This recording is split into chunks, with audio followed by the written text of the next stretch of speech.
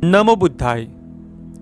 भगवान बुद्ध आणि त्यांचा धम्म या धर्मग्रंथाच्या व्हिडिओ क्रमांक 23 मध्ये आपण द्वितीय खंडातील भाग 4 घरचे निमंत्रण यातील 4 बुद्धाला गृहस्थश्रमी बनविण्याचा शेवटचा प्रयत्न, 5 भगवान बुद्धाचे उत्तर, 6 मंत्र्याचे प्रत्युत्तर व 7 भगवान बुद्धाचा मनोनिग्रह हे पाहिले।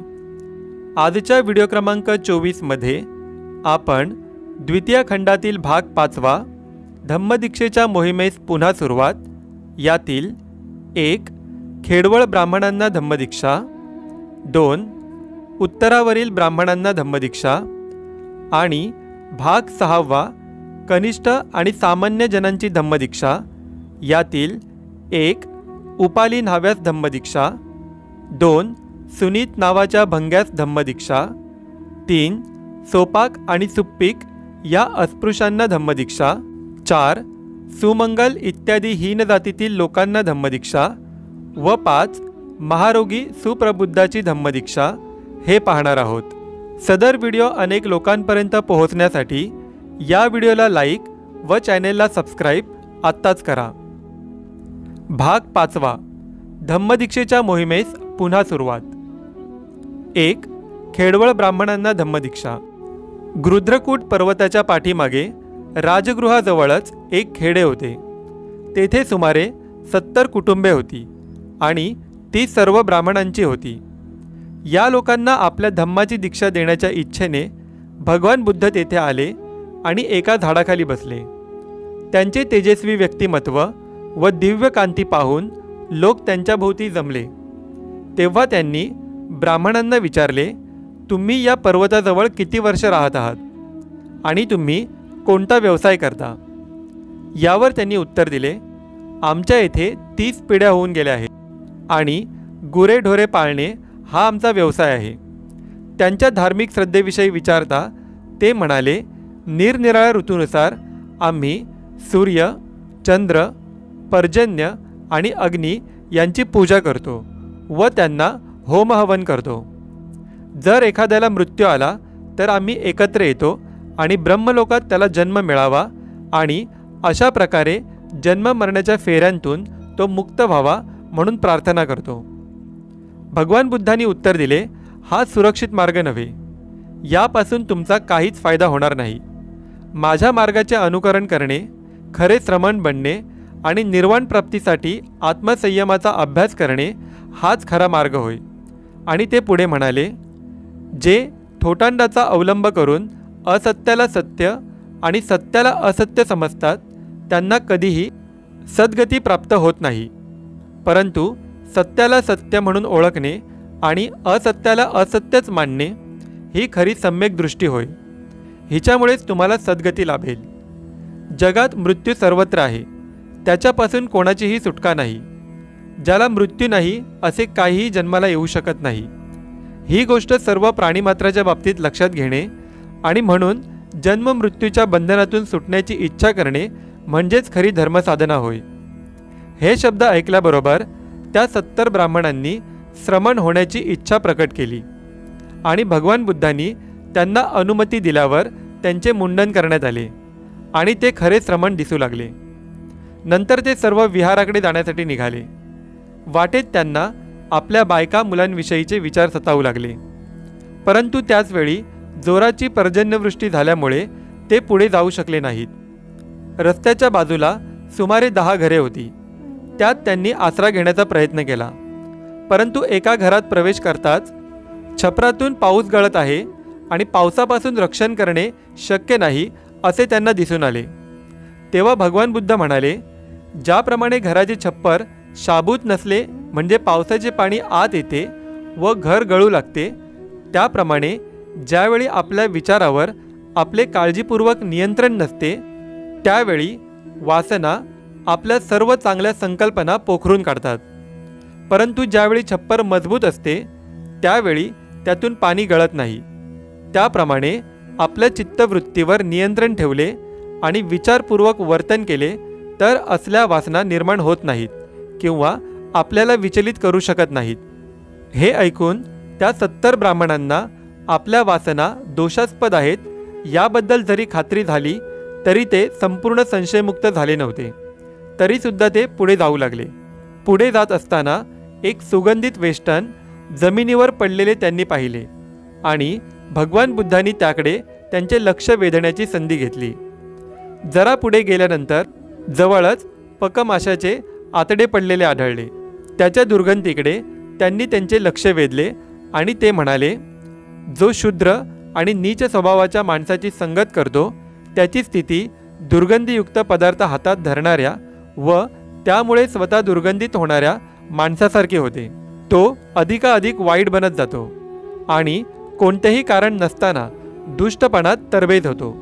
परंतु ज्याप्रमाणे सुगंधी द्रव्य हातात घेणाऱ्याचा देहही सुगंधित होतो, त्याप्रमाणे सज्जनांची संगत धरणारा शहाणा माणूसही अधिक सज्जन होतो. तो उत्तरोत्तर अधिक ज्ञानी, शीलवान व गुणवान होतो. त्याला या गुणात पूर्णत्व लाभून त्याला संतोष प्राप्त होतो. या गाथा ऐकून घरी परतण्याची व वैषयिक सुखात निमग्न होण्याची आपली इच्छा म्हणजे आपल्याला लागलेला कलंक होय, अशी खात्री पटल्यानंतर त्या 70 ब्राह्मणांनी तो विचार सोडून दिला आणि शेवटी ते विहारात आले व काही काळाने त्यांनी अर्हत पद प्राप्त करून घेतले. 2. उत्तरावतीच्या ब्राह्मणांना धम्मदीक्षा. एकदा भगवान बुद्ध श्रावस्ती येथे जेतवनात राहत असताना मनुष्य व देव यांच्या कल्याणार्थ आपल्या धम्माची शिकवण देत होते. त्यावेळी पूर्वेच्या बाजूला उत्तरावती नावाच्या प्रदेशात 500 ब्राह्मण राहत होते. अंगाला चिखल वगैरे फासून ऋषी होण्याच्या आकांक्षेने गंगेच्या काठावर राहणाऱ्या एक निर्ग्रंथ संन्याशाच्या निवासस्थानी सर्वांनी मिळून जावे असे त्यांनी ठरविले. जाता जाता वाळवंटात त्यांना तहान लागली. एक झाड दृष्टीस पडताच जवळपास मनुष्यवस्ती असावी या आशेने ते घाईघाईने तिकडे गेले. परंतु जेव्हा तेथे पोहोचले तेव्हा त्यांना मनुष्यवस्तीचे एकही चिन्ह आढळले नाही. अशा परिस्थितीत ते मोठमोठ्याने आक्रोश करू लागले. अकस्मात त्या झाडातून त्यांना तेथे झाडावर राहणाऱ्या समंदाचा आवाज ऐकू आला. त्यांच्या आक्रोशाचे कारण त्याने विचारले आणि ते कारण ऐकल्यावर त्याने त्यांना यथेच्छ खाण्यापिण्यास दिले. पुढे जाण्यास निघण्याची तयारी केल्यावर ब्राह्मणांनी त्या समंधास अशा स्वरूपाचा जन्म त्याला कसा प्राप्त झाला याचा पूर्वा इतिहास विचारला. त्यावर त्या वृक्ष संबंधाने सांगितले की ज्यावेळी अनाथपिंडक सुदत्ताने भगवान बुद्धाला जेतवन उद्यान अर्पण केले त्यावेळी तेथे जमलेल्या भिक्खूंच्या सभेत तो गेला असताना तो त्या धम्मावरील प्रवचन रात्रभर ऐकत बसला आणि परत जाताना त्याचा पाण्याचा पेला भरून त्याने तो त्या भिक्षूंना दान केला. दुसऱ्या दिवशी सकाळी तो घरी परत आल्यावर कसला त्रास झाला म्हणून तुम्ही रात्रभर घराबाहेर राहिलात असे त्याच्या पत्नीने त्याला रागाने विचारले. त्यावर तो म्हणाला, मला कसलाही त्रास झाला नाही, परंतु जेतवनात भगवान बुद्धाचे प्रवचन ऐकण्यासाठी मी गेलो होतो. तेव्हा त्याच्या पत्नीने भगवान बुद्धाला शिव्याशाप देण्यास सुरुवात केली व ती म्हणाली, हा गौतम म्हणजे लोकांची फसवणूक करणारा एक वेडा धर्मोपदेशकच आहे इत्यादी. तेव्हा तिच्या म्हणण्याला मी विरोध केला नाही, उलट त्या म्हणण्यापुढे मी मान तुकवली म्हणून मेल्यावर संबंध झालो. परंतु माझ्या भित्रेपणामुळे मला या झाडावर डांबून ठेवण्यात आले आहे. आणि नंतर त्याने पुढील अर्थाचे श्लोक म्हटले. यज्ञ इत्यादी क्रियाकर्म म्हणजे दुःखाचा उगम होय आणि रात्रंदिवस सहन करावे लागणारे ते एक चिंतेचे ओझे होय. दुःखमुक्त होण्यासाठी आणि शरीर धर्माचे निर्मूलन करण्यासाठी मनुष्याने बुद्धाच्या धम्माचे पालन करावे आणि ऋषींनी सांगितलेल्या ऐहिक धर्माच्या नियमांतून आपली सुटका करून घ्यावी. हे शब्द ऐकल्यावर ब्राह्मणांनी श्रावस्तीला ज्या ठिकाणी भगवान बुद्ध होते त्या ठिकाणी जाण्याचे ठरविले. आपल्या भेटीचा उद्देश त्यांनी सांगितल्यावर जगद्वंद्य भगवान बुद्ध त्यांना म्हणाले, मनुष्य जरी केसांच्या जटा वाढवून नग्न राहू लागला किंवा शरीरावर त्याने थोडीशी पाने किंवा वल्कले धारण केली, जरी त्याने अंगाला चिखल फासला किंवा तो दगडावर झोपू लागला, तरी दूरविचारापासून मुक्त होण्याच्या दृष्टीने त्याचा काय उपयोग. जो कलह करीत बसत नाही किंवा हत्या करीत नाही किंवा अग्नीच्या सहाय्याने नाश करीत नाही, ज्याला विजयाची इच्छा नसते, जो सगळ्या जगाविषयी सदिच्छा बाळगतो, त्याच्या बाबतीत द्वेष किंवा तिरस्काराची भावना निर्माण होण्यास कारण मिळत नाही. पुण्य लाभावे म्हणून भूताखेतांना जो बळी देतो किंवा परलोकी सुखाच्या फळाची अपेक्षा करतो, त्याला मिळणारे सुख हे सत्पुरुषाचा आदर करणाऱ्या माणसाच्या सुखाच्या 1/4ही बरोबर नसते. जो सदाचाराविषयी तत्पर असतो आणि इतरांचा योग्य तो मान राखतो व वयोवृद्धांविषयी नेहमी आदर बाळगतो, त्याला सौंदर्य, सामर्थ्य, आयुष्य आणि शांती या 4 सुखांची प्राप्ती होते. पतीकडून हे ऐकल्यावर त्याची ती पत्नी शांत झाली. भाग 6. कनिष्ठ आणि सामान्य जनांची धम्मदीक्षा. 1. उपाली न्हाव्यास धम्मदीक्षा. परत जात असताना उपाली न्हावी विचार करू लागला, शाक्य हे भयंकर लोक आहेत. या अलंकारांसह मी परत गेलो तर मी माझ्या सोबत्यांना ठार मारले आणि त्यांचे अलंकार घेऊन पळालो असे समजून ते मला ठार मारतील. मग शाक्य कुळातील हे तरुण ज्या मार्गाने गेले त्या मार्गाने मी का जाऊ नये? खरोखरच मी का जाऊ नये? उपालीने स्वतःलाच प्रश्न विचारला. आणि ते अलंकाराचे गाठोडे पाठीवरून खाली उतरून एका झाडाला ते टांगून तो म्हणाला, ज्याला हे सापडेल त्याने भेट म्हणून ते घेऊन जावे. आणि तो शाक्य तरुणांच्या मागोमाग जाण्यासाठी मागे फिरला. शाक्यांनी त्याला दुरूनच येताना पाहिले आणि ते त्याला म्हणाले, उपाली तू परत का आलास? तेव्हा त्याने आपल्याला काय वाटले ते त्यांना सांगितले. त्यावर ते म्हणाले, उपाली तू परत गेला नाहीस हे बरे केलेस, कारण शाक्य हे भयंकर लोक आहेत आणि त्यांनी तुला ठार मारले असते.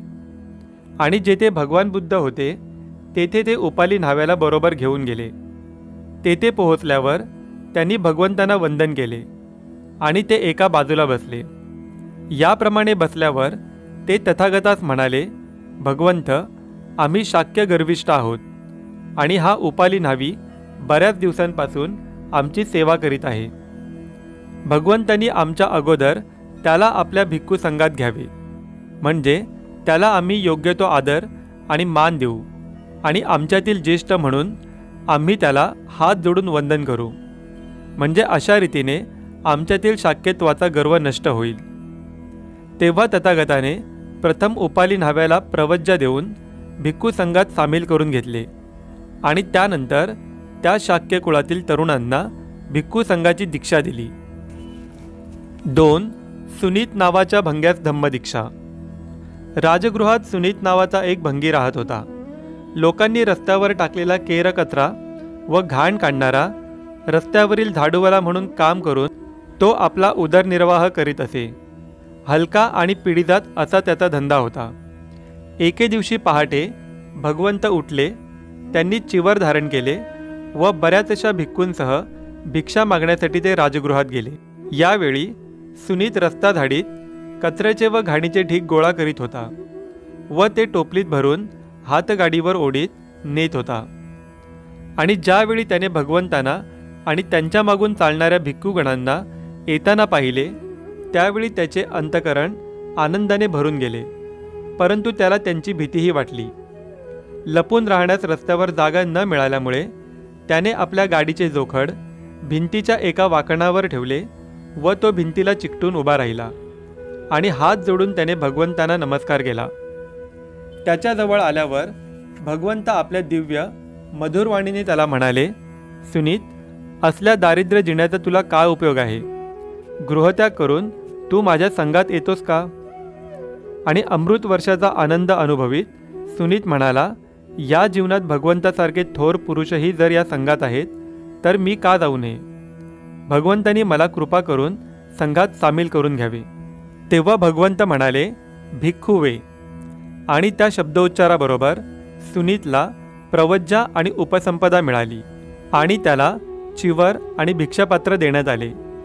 भगवंतांनी त्याला विहारात नेऊन धम्म आणि विनय यांची शिकवण दिली आणि ते म्हणाले, शील, संयम आणि दमन यांमुळे मनुष्य पवित्र होतो. सुनीत इतका थोर कसा झाला हे विचारले असता भगवान बुद्ध म्हणाले, राजमार्गावर टाकलेल्या उकिरड्यावर ज्याप्रमाणे सुगंधित व सुंदर कमलपुष्प उमलावे, त्याप्रमाणे अंतर्दृष्टी नसलेल्या या क्षुद्र प्राण्याच्या आंधळ्या जगात बुद्धपुत्र प्रकाशमान होतो. 3. सोपाक आणि सुप्पिय या अस्पृश्यांना धम्मदीक्षा. सोपाक हा श्रावस्तीचा एक अस्पृश्य होता. त्याच्या जन्माच्या वेळी प्रसूती वेदनेमुळे त्याची आई बराच वेळ मूर्छित होऊन पडली होती. त्यामुळे तिच्या पतीला व नातलगांना वाटले की ती मेली. त्यांनी तिला स्मशानात नेले व तिचे प्रेत जाळण्याची तयारी केली. परंतु वारा आणि पाऊस यांच्या माऱ्यामुळे अग्नी पेट घेऊ शकला नाही. म्हणून सोपाकाच्या आईला चितेवर ठेवून ते निघून गेले. सोपाकाची आई त्यावेळी मेलेली नव्हती. ती नंतर मेली. मृत्यूपूर्वी तिने मुलाला जन्म दिला. स्मशानाच्या पहारेकऱ्याने त्या मुलाला दत्तक घेतले आणि सुप्पिय नावाच्या स्वतःच्या मुलाबरोबरच त्याचेही पालनपोषण केले. त्या मुलाच्या आईच्या जातीचे नाव सोपाक होते. त्यामुळे ते मुलंही त्या नावाने ओळखले जाऊ लागले. एके दिवशी भगवान बुद्ध त्या स्मशानाजवळून जात होते. भगवंतांना पाहून सोपाक त्यांच्याबरोबर आला. भगवंतांना वंदन करून त्यांचा शिष्य म्हणून त्यांच्याबरोबर येण्यास त्याने त्यांची अनुज्ञा मागितली. सोपाक त्यावेळी फक्त 7 वर्षांचा होता. म्हणून भगवंतांनी त्याला वडिलांची संमती मिळवण्यास सांगितले. सोपाक गेला आणि आपल्या वडिलांना घेऊन आला. वडिलांनी भगवंतांना वंदन केले आणि आपल्या मुलाला त्यांच्या संघात घेण्याविषयी त्यांना विनंती केली. तो जरी अस्पृश्य जातीचा होता तरीही भगवंतांनी त्याला आपल्या संघात घेतले आणि त्यांनी आपला धम्म व विनय यांची शिकवण त्याला दिली. काही काळानंतर सोपाक एक स्थवीर झाला. सुप्पिय आणि सोपाक हे लहानपणापासून एकत्र वाढलेले होते आणि सोपाकाला सुप्पियच्या वडिलांनीच दत्तक घेऊन वाढविल्यामुळे सुप्पिय आपला सोबती सोपाक याच्याकडून भगवंताचे धम्म व विनय शिकला. आणि जरी सोपाक हा सुप्पियाच्या जातीपेक्षा हलक्या जातीतील होता तरी सुप्पियाने सोपाकाला आपणाला प्रवज्जा देऊन संघात घेण्याची विनंती केली. सोपाकाने ते मान्य केले आणि स्मशानातील पहारेकऱ्याचे काम करणाऱ्या हीन दर्जाच्या जातीतील सुप्पिय हा एक भिक्खू बनला. 4. सुमंगल इत्यादी हीन जातीतील लोकांना धम्मदीक्षा. सुमंगल हा श्रावस्तीचा एक शेतकरी होता. विळा, नांगर आणि कुदळ यांच्या सहाय्याने शेतात काम करून तो आपली उपजीविका करीत असे. छन्ना हा कपिलवस्तूचा रहिवासी असून शुद्धोदनाच्या घरातील एक नोकर होता. धन्य हा राजगृहाचा रहिवासी असून एक कुंभार होता. कप्पतकूर हा श्रावस्तीचा रहिवासी होता. फाटक्या चिंध्या घालून हातात थाळी घेऊन तांदळाच्या दाण्याची भीक मागत इकडे तिकडे फिरणे हा एकच जगण्याचा मार्ग त्याला माहीत होता. म्हणूनच तो कप्पतकूर, चिंध्या आणि तांदूळ या नावाने ओळखला जाऊ लागला. मोठा झाल्यावर गवत विकून तो आपली उपजीविका करीत असे. या सर्वांनी भगवान बुद्धांकडे भिक्खू होण्याची आणि त्यांच्या संघात सामील होण्याची अनुज्ञा मागितली. भगवान बुद्धांनी अनुमान न करता आणि त्यांचा हीन जातीतील जन्म किंवा त्यांची पूर्वीची स्थिती यांची पर्वा न करता त्यांना आपल्या संघात घेतले. 5. महारोगी सुप्रबुद्धाची धम्मदीक्षा. एकदा भगवंत राजगृहातील वेळुवनात जेथे खारींना दाणे चारले जात असत त्या ठिकाणी राहत होते. त्या सुमारास राजगृहात सुप्रबुद्ध नावाचा एक दीन, दुःखी आणि दारिद्री असा महारोगी राहत होता. त्यावेळी एका मोठ्या जनसमुदायात बसून भगवंत धम्माचा उपदेश करीत होते. महारोगी सुप्रबुद्धाने तो जनसमुदाय दुरूनच पाहिला आणि तो विचार करू लागला, त्या ठिकाणी पलीकडच्या बाजूला ते बरे असो किंवा वाईट अन्नाची भिक्षा वाढली जात आहे हे निसंशय. समजा मी पलीकडच्या जमावाकडे गेलो तर मला देखील थोडेसे बरे वाईट अन्न खायला मिळेल. म्हणून महारोगी सुप्रबुद्ध त्या जमावाजवळ गेला आणि उपदेश करीत असलेल्या भगवंतांना त्याने त्या प्रचंड जनसमुदायात पाहिले. भगवंतांना पाहून त्याच्या मनात विचार आला, नाही, या ठिकाणी अन्नाची भिक्षा वाढली जात नाही. श्रमण गौतम या लोकांना आपल्या धम्माचा उपदेश करीत आहे. मीही त्यांचा उपदेश ऐकला तर काय हरकत आहे. म्हणून एका बाजूला बसून तो विचार करू लागला, मी देखील हा उपदेश ऐकेन. त्या संबंध जनसमूहांचे विचार आपल्या विचारशक्तीने जाणणारे भगवंत स्वतःशीच म्हणाले, येथे उपस्थित असलेल्यांपैकी सत्याचे आकलन करण्यास कोण समर्थ असावा बरे. नंतर त्या जनसमुदायात बसलेल्या सुप्रबुद्ध महारोग्याला त्यांनी पाहिले आणि त्याला पाहिल्याबरोबर त्यांनी जाणले की हाच सत्याचे ग्रहण करू शकेल. म्हणून महारोगी सुप्रबुद्धासाठी भगवंतांनी प्रवचन केले आणि त्यात दानशील आणि स्वर्ग या विषयांवर उपदेश दिला. त्यांनी विषय वासनांचा क्षुद्रपणा आणि दुष्टपणा स्पष्ट करून सांगितला आणि वासनांपासून मुक्त होण्याचा लाभही दाखवून दिला. महारोगी सुप्रबुद्धाचे अंतकरण मृदू, लवचिक, बंधमुक्त, प्रमुदित आणि श्रद्धापूर्ण झाल्याचे भगवंतांनी जेव्हा पाहिले तेव्हा त्यांनी त्याला बुद्धाचा सर्वश्रेष्ठ धम्म सांगितला. म्हणजेच दुःख, दुःखाचे कारण, दुःख निरोध आणि दुःख निरोधाचा मार्ग यांचा उपदेश केला. निष्कलंक असे शुभ्र वस्त्र ज्याप्रमाणे कोणताही रंग धारण करण्यास तयार असते, त्याप्रमाणे महारोगी सुप्रबुद्धाच्या अंतकरणात तो त्याच स्थळी बसला असताना ज्याला आरंभ आहे त्याला अंत असलाच पाहिजे, या सत्याची शुद्ध आणि निष्कलंक जाणीव उत्पन्न झाली. महारोगी सुप्रबुद्धाने सत्य पाहिले, तो सत्याप्रत पोहोचला, त्याला सत्याचे ज्ञान झाले, तो सत्यात निमग्न झाला, तो संदेहाच्या पलीकडे गेला, तो संदेहमुक्त झाला, त्याच्यामध्ये विश्वास उत्पन्न झाला आणि आणखी कशाचीही गरज नसल्यामुळे भगवंताचा उपदेश आत्मसात केल्यामुळे तो आपल्या जागेवरून उठला, त्यांच्या जवळ गेला आणि तेथे एका बाजूला बसला. याप्रमाणे बसल्यानंतर तो भगवंतांना म्हणाला, सर्वोत्तम, हे भगवान सर्वोत्तम, ज्याप्रमाणे पतिताला वर उचलावे, लपलेल्याला शोधून काढावे, गांगरून गेलेल्याला मार्ग दाखवावा आणि ज्यांना पाहण्याची इच्छा आहे त्यांना साकार पदार्थ पाहता येतील असे म्हणून अंधारात प्रकाश दाखवावा, त्याप्रमाणे भगवंतांनी निरनिराळ्या पद्धतींनी सत्याचे विवरण केले. भगवान, मी देखील बुद्ध, धम्म आणि संघ यांना शरण आलो आहे. या क्षणापासून आयुष्याच्या अंतापर्यंत आपला शरणागत उपासक म्हणून भगवंतांनी माझा स्वीकार करावा.